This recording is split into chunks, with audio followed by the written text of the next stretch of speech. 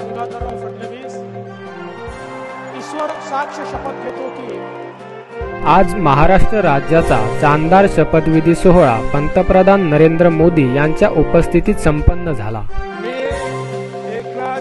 संभाजी शिंदे नंतर एकनाथराव शिंदे यांनी उपमुख्यमंत्री पदाची शपथ घेतली। मी आशाताई अनंतराव पवार त्यांच्या पाठोपाठ अजित पवार यांनीही उपमुख्यमंत्री पदाची शपथ घेतली। शपथविधीला देशातील अनेक राज्यांचे मुख्यमंत्री, मंत्री, राजकीय नेते आणि विविध क्षेत्रातील मान्यवर उपस्थित होते। महाराष्ट्रात झालेल्या या भव्य शपथविधीनंतर देव परवास प्रारंभ झाला। अशाच बातम्यांसाठी आमच्या चॅनलला सबस्क्राइब करा आणि बेल आयकॉन दाबून सर्वांशी शेअर करा।